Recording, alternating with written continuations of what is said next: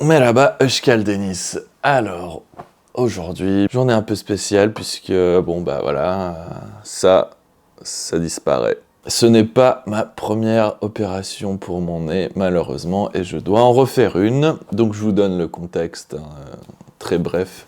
En gros, il y a à peu près une dizaine d'années, j'ai dû me refaire faire le nez parce que j'avais une déviation de la cloison nasale, donc j'arrivais mal à respirer d'une narine. Après cette opération, j'arrivais de nouveau à respirer, mais esthétiquement, le nez, il ressemblait à rien. Le chirurgien avait vraiment bâclé, je trouve, son travail par rapport au rendu de mon nez. Donc j'ai dû avoir une deuxième opération pour refaçonner, on va dire, mon nez, que ça rende un peu plus naturel comparé à la première opération qui était, de ce point de vue-là, vraiment un échec. Et il y a quelques mois à peu près, comme un abruti que je suis, je me suis accidentellement tapé le nez d'une manière vraiment idiote. Et depuis ce jour, eh ben, c'est compliqué de respirer de nouveau. Donc, me voilà de nouveau à devoir repasser sur le billard, donc à l'hôpital. Parce que depuis ce jour, depuis cet accident, je sens que j'ai de nouveau du mal à respirer. Quand je fais du sport, je sens que je suis tout de suite beaucoup plus essoufflé. Dans la rue, je respire mal du nez, je préfère respirer par la bouche, alors que ça m'arrivait jamais avant. Et donc là, bon bah, on est reparti quoi, pour un tour. Alors je fais ça ici, en Turquie, et non pas en France, pour plusieurs raisons. Déjà, bah, le prix. Vous imaginez déjà, ici, c'est beaucoup moins cher, c'est 3 fois moins cher qu'en France. Il y a la même qualité de soins, c'est-à-dire qu'ils vont travailler vraiment de la même manière. Et la troisième chose, c'est que bah, je suis en Turquie, je peux me faire opérer là, si je veux, les jours qui viennent, les semaines qui viennent. Et c'est beaucoup moins cher. Et je sais pas où j'en serai avec mon visa dans quelques mois, si je pourrais le renouveler. Si je peux pas, je dois retourner en France. Et donc me faire opérer en France avec 3 fois un prix supérieur à ce qu'on trouve ici, je préfère le faire du coup ici. Voilà. Pour ces 3 raisons-là, bon bah je le fais ici, maintenant, tout de suite, c'est parti. Turn. Again. What? The other side.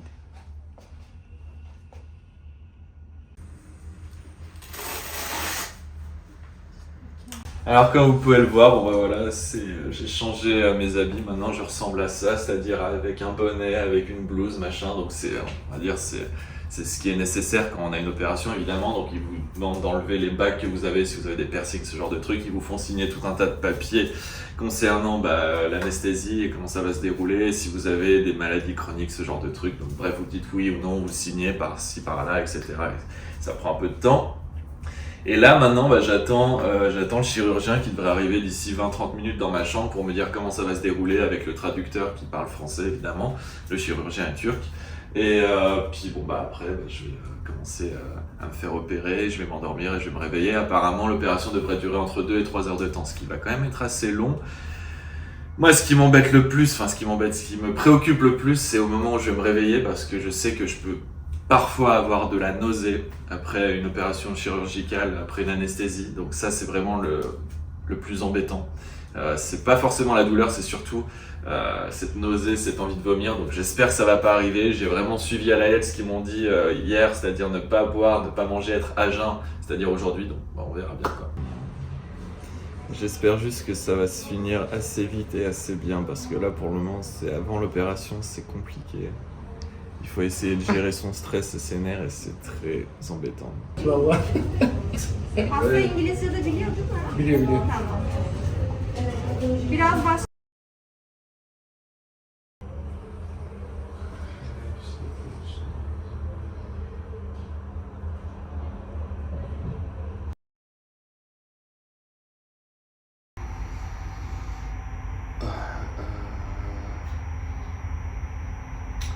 Donc voilà, je suis retourné à l'hôpital après des complications dans ma narine gauche. En fait, ma narine gauche ne faisait que de saigner. Cet après-midi, je suis passé donc, au cabinet du médecin qui m'a mis une sorte de truc dans la narine gauche. C'était une sorte de... Je n'ai pas le nom en tête, mais c'était quelque chose d'horrible qui t'enfonce à l'intérieur et qui ensuite grossit suivant le sang qui s'accumule dans ta narine. Ça empêche de prendre tout l'espace de la narine, ça le bloque. Et du coup, ça te rend la narine, le nez et même au niveau de la tête, ça te donne une douleur mais insensée que je n'ai jamais eue de toute ma vie. Je pensais pouvoir garder ça dans ma narine gauche pendant 2-3 jours, le temps qu'il me l'enlève ensuite, pour stopper donc, ce sang que j'avais dans la narine gauche.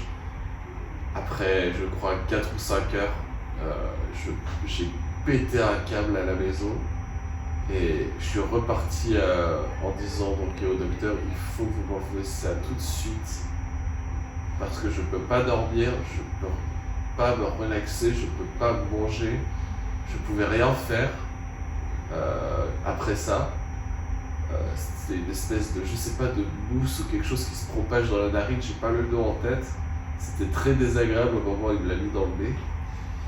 Et ensuite, la douleur était non-stop au niveau de ma tête. Ça tapait comme ça, tapait à chaque fois sur le coin gauche de ma tête. Et je pouvais pas dormir, j'ai pris 2 tranquillisants, enfin 2 antidouleurs. Ça n'a rien fait, j'ai pris un antibiotique pour dormir, ça m'a rien fait. J'ai mangé, j'ai regardé, j'ai essayé de regarder un film, je ne pouvais rien faire, je ne pouvais pas me concentrer. J'avais que cette douleur permanente. Au bout de 5 heures, j'ai craqué, j'ai laissé tomber, je me suis dit ça suffit, qu'il m'enlève ce truc, qu'il trouve une solution. On est retourné à l'hôpital où je me suis fait opérer, donc il y a une semaine du nez. Il m'a enlevé ce truc que j'avais dans la narine gauche. Je reste cette nuit à l'hôpital et maintenant apparemment c'est bon en fait. Il a regardé dans la narine, il m'a endormi et il a enlevé les parties qui étaient qui posaient problème en fait, dans la narine, où ça saignait, là où il y avait des cicatrices qui étaient ouvertes et où ça continuait de saigner. Donc il a fait en sorte de les enlever, de les éradiquer et de les refermer en fait pour plus que ça saigne. Et pour ça il fallait que je me fasse opérer, que j'aie une anesthésie générale de nouveau une semaine après. Mais franchement je ne pouvais pas rester avec cette douleur dans la narine gauche, c'était devenu infernal, la pire que j'ai jamais eue de toute ma vie. Bon voilà, ça y est.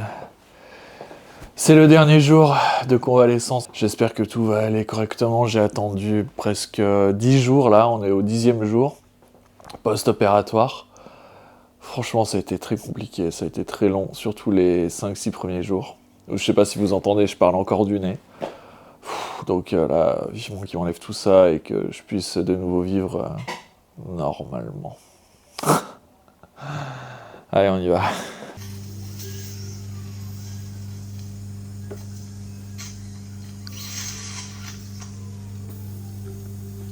Ok. C'est gonflé, mais Yeah, I see, but tu vas voir que c'est droit. Yeah. Ouais, je vois this, déjà this- pas mal, ouais. No. Okay. Hanging columella gone. Your noses will be smaller day by day. Uh-huh. Maybe you see the left one a little bigger because I did lots of things. Yes, inside. yes. It will go. Okay. Don't use retainer now. Don't use. Yeah, not now? Not now. Don't use. Okay. You didn't use retainer. No, I Okay. I will call you after maybe 10 days, Uh-huh. 1 week or 10 days. Uh-huh. When you come, I see the bleeding area. If it's okay, you can stop using it. Okay. I mean, it's not bleeding anymore, as I told you. It's just like the glanders. That spine broken. Yeah. That vessel Yeah, pressed, I see. it's very tend to get infected. Okay. After this operation, we did lots of things. I think it get some infection here and boom. Et voilà, j'ai enlevé le bandage. Bon, je ressemble un peu à rien, je vous avoue, c'est tout à fait normal. Hein. Le nez de boxeur après une intervention de type rhinoplastie, c'est tout à fait normal. Donc voilà, je ressemble à ça. C'est assez particulier, hein, on se demande ce que j'ai fait. Je parle encore beaucoup du nez parce que il y a eu pas mal de complications avec l'opération. En fait, il y a une veine qui a pété dans ma narine gauche au moment de l'intervention. Et il y a eu un contrôle. Ensuite, j'ai fait un contrôle chez le chirurgien 5 ou 6 jours après. Il m'a dit que effectivement, ça continuait de saigner et que c'était un souci et qu'il fallait faire quelque chose.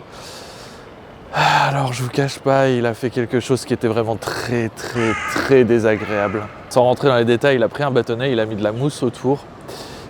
Et ensuite, il a fait rentrer ce bâtonnet dans ma narine gauche, là où ça saignait. Très, très, très, très, très profondément. Et j'étais pas endormi, hein. Il a même pas fait d'anesthésie, rien du tout, hein. C'était dans son cabinet. Je crois que j'ai jamais eu aussi mal de ma vie pour quelque chose. Enfin, vraiment, j'ai eu une douleur mais immense. J'ai jamais ressenti une douleur pareille par le passé, je crois. Et en gros, il a ensuite retiré le bâtonnet en laissant la mousse à l'intérieur, qui est en fait une mousse qui se propage tout à l'intérieur du nez, dans la narine, là où ça saigne. Et en fait, c'est pour ensuite retenir le sang et le garder au fond, et pour que la plaie en fait cicatrise, quoi. Seulement cette douleur infâme, je pensais qu'elle allait partir, donc le chirurgien m'a dit tu gardes ça, tu me dis dans 1 heure si t'es ok, tu restes comme ça plusieurs jours et ensuite on te nettoiera la mousse que tu as à l'intérieur de ta narine, et si t'es pas ok, on te fait une deuxième opération pour éliminer la veine qui a pété dans ta narine. Je me suis dit, vas-y, c'est bon, je suis pas une chochotte, je vais rester avec ça dans le nez pendant quelques jours et puis ça passera. Seulement, c'est jamais passé. Ou plutôt, au bout de 5 heures de temps, ça passait pas. Cette douleur était vraiment un truc de dingue. Ça. Et je vous jure que en me touchant ici, là, je sens encore quelque chose. Parce qu'en fait, la douleur que j'avais, ça me lançait dans la tête non-stop. Ça faisait que de me taper comme ça le crâne toutes les 2 secondes. Ici, exactement à cet endroit-là. Et quand je touche cet endroit-là, je ressens encore une légère douleur. 1 semaine après.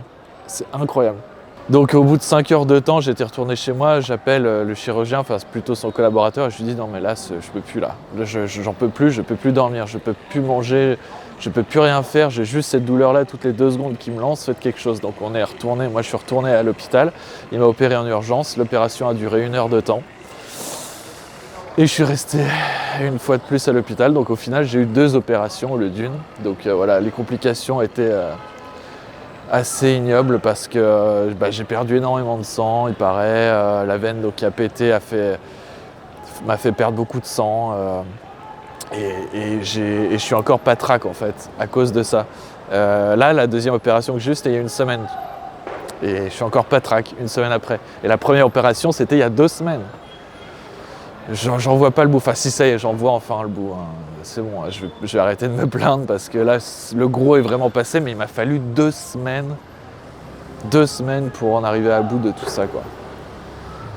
J'espère que ça valait le coup. Hein.